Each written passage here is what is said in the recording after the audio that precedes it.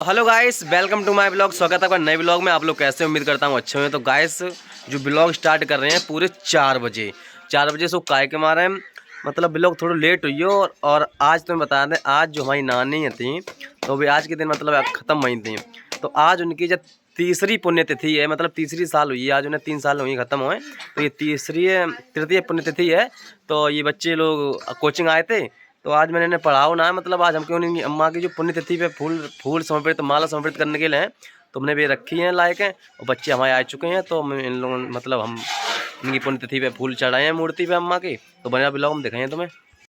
इस देख सकते हो, ये है हमारी नानी माँ स्वर्गीय श्रीमती राममती। शुक्रवार का हुआ 3 तारीख दूसरा महीना। आज 3 तारीख ही है, 2 फरवरी है, वो सॉरी 3 फरवरी दूसरा महीना है। तो आज के दिन ही स्वर्गवास हुआ था इनका। तो आज हम नम आँखों से यानी पुण्यतिथि आज इनकी है, तो हम फूल समर्पित करेंगे। माँ को याद किया हमने, ये तीसरी साल।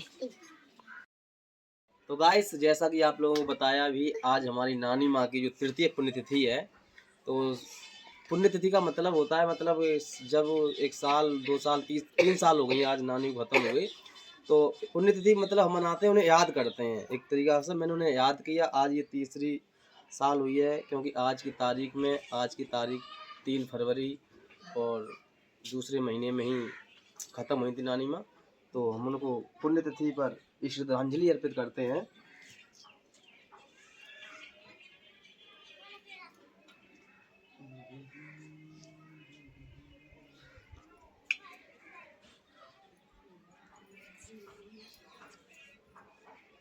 गाइस, हमारे कोचिंग के जो बच्चे हैं वो श्रद्धांजलि अर्पित करेंगे हमारी नानी माँ को।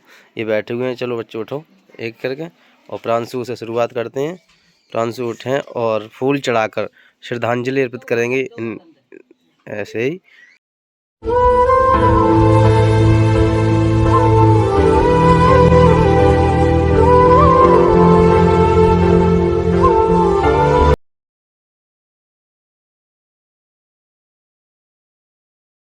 ठीक है, जा ना दीक्षा लगी, दीक्षा और श्रद्धांजलि अर्पित करें फूल लेके ऐसे ही। और हमारी मम्मी आई हैं, और मम्मी हमें मेरी अब की वाली नहीं है, तो वो श्रद्धांजलि अर्पित कर रही हैं अम्मा को। ये नानी माँ है मेरी, ये है मेरी मम्मी। तो आज हमने उन्हें याद किया है। बहुत ही अच्छी और प्यारी हमारी नानी माँ, जो हम लोगों के बीच में 3 साल पहले जा चुकी हैं। जैसा कि आप लोगों को बताया अभी, ये हमारी नानी माँ है।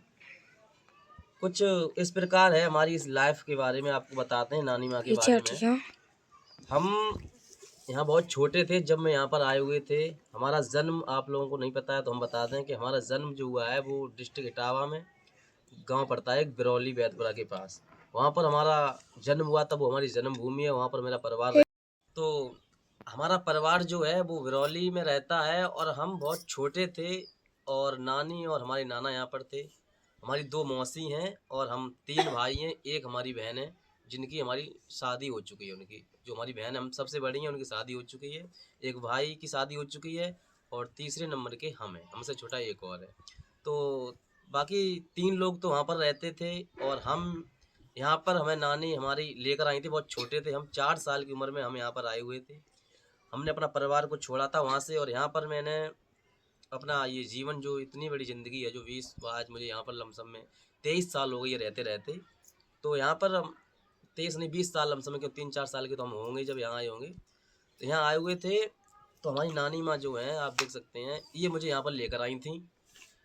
और जो भी पढ़ाई लिखाई जो भी हुआ है वो मैंने यहीं पर किया। मैंने यहीं से पढ़ाई की है। सेंट बौद्ध मेमोरी पब्लिक स्कूल था, वहाँ मैंने क्लास 1 से लेकर 5 तक पढ़ाई की थी। उसके बाद क्लास 6 से लेकर इंटर तक की पढ़ाई मैंने गुरु ग्रंथ इंटर कॉलेज चिर्रा से की थी।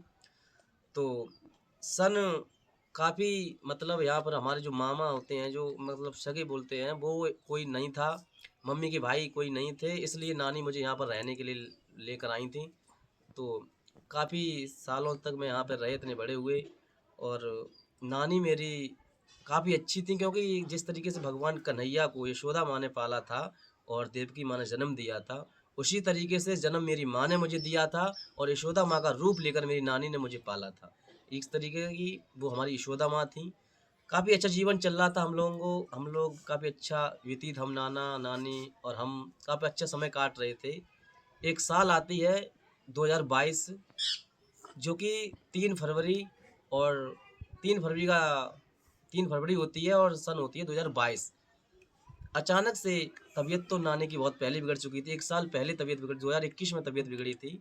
1 साल तक उनकी तबीयत ठीक नहीं थी। अचानक से 3 फरवरी का दिन आता है, तारीख आती है और नानी माँ का देहांत सुबह लमसम में 6 बजे करीब उनका देहांत 3 फरवरी को हो जाता है। जब उनका देहांत होता है, मैं उस टाइम भी बच्चों को ही पढ़ा रहा था सुबह। तो 3 तारीख को सुबह 6 बजे लमसम में नानी माँ का देहांत हुआ। तो आज वही 3 फरवरी आई फिर से एक बार, तो हमने उन्हें याद किया। 2 सालें निकल चुकी हैं, ये तीसरी साल आज के दिन मतलब आज की तारीख में हमारी नानी का स्वर्गवास हुआ था। आज ये 3 फरवरी हमारे लिए जब भी आती है तो ये याद आती है कि आज के दिन हमारी नानी माँ का देहांत हुआ था। तो हम उन्हें याद करते हैं उस 3 फरवरी को, और अपने जो भी जितना भी समय जो भी हम हैं आज, हम अपनी नानी की बदौलत ही हैं। क्योंकि हमारी नानी ने बहुत कुछ हमारे लिए किया।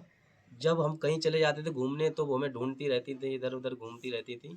तो आज जो भी हैं नानी माँ की बदौलत है, जो भी शिक्षा है वो नानी माँ ने ही दिलाई है।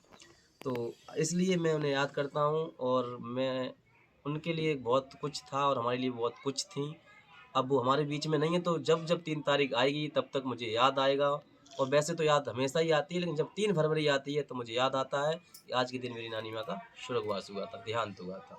तो आज ये 3 फरवरी आई तो मैंने उनकी तीसरी पुण्यतिथि मनाई और उन्हें पुष्पों से श्रद्धांजलि अर्पित की, जिससे कि मुझे याद वो भी कहें कि हाँ, हमारा लड़का बच्चा है वो हमें याद तो करता है। लोग जिंदा पे याद नहीं करते, मरने के बाद तो भी याद करते हैं। हमने उन्हें जब तक मैं हूँ तब तक मैं उन्हें याद करता रहूँगा ऐसे ही।